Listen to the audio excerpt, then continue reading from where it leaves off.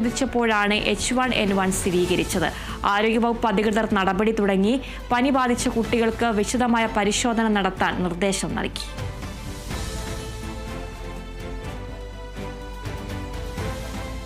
സംസ്ഥാനത്ത് തെരുവ് നായകളുടെ ആക്രമണങ്ങൾ രൂക്ഷമായ സാഹചര്യത്തിൽ നിർണായക ഇടപെടൽ നടത്തി സർക്കാർ. രോഗബാധിതരായ നായ്ക്കളെ ദയാവധം നടത്താൻ തദ്ദേശ സ്വയംഭരണ സ്ഥാപനങ്ങൾക്ക് അനുമതി നൽകി.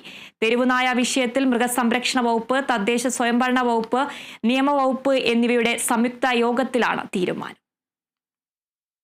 തെരുവുനായ ശല്യത്തിൽ ഇടപെട്ട് സർക്കാർ. തദ്ദേശ സ്വയംഭരണ വകുപ്പ് മന്ത്രിയുടെ അധ്യക്ഷതയിൽ ചേർന്ന അവലോകന യോഗം കൈക്കൊണ്ടത് നിർണായക തീരുമാനങ്ങൾ. രോഗബാധിതരായ നായ്ക്കളെ ദയാവധം നടത്താം. അതിനുള്ള അനുമതി തദ്ദേശ സ്വയംഭരണ സ്ഥാപനങ്ങൾക്ക് നൽകി സർക്കാർ. മൃഗങ്ങൾക്കെതിരായ ക്രൂരത തടയൽ നിയമപ്രകാരമാണ് ഈ അനുമതി തദ്ദേശ സ്വയംഭരണ സ്ഥാപനങ്ങൾക്ക് നൽകിയത്. വെറ്റിനറി വിദഗ്ധന്റെ സാക്ഷ്യപത്രത്തോടെയാകണം ദയാവധം നടത്താൻ. നായ്ക്കൾ രോഗബാധിതരാണെന്ന വെറ്റിനറി വിദഗ്ധന്റെ സർട്ടിഫിക്കറ്റ് ലഭിച്ചു കഴിഞ്ഞാൽ അവയെ ദയാവധത്തിന് വിധേയമാക്കാം. രോഗബാധിതമാണ് എന്ന് സർക്കാർ കാണുന്ന, സർക്കാർ എന്ന് പറഞ്ഞാൽ പ്രാദേശിക സർക്കാരും അതിലുൾപ്പെടും.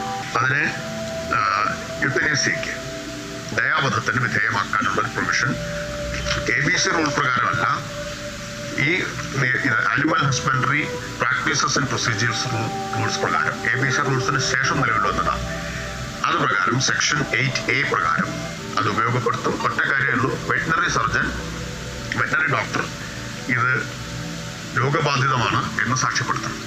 സംസ്ഥാനത്ത് തെരുവുനായ ആക്രമണം രൂക്ഷമായ സാഹചര്യത്തിലും നിരവധി പേരുടെ ജീവൻ പേവിഷബാധയേറ്റ് പൊലിയുകയും ചെയ്ത സാഹചര്യത്തിലാണ് സർക്കാർ നടപടി.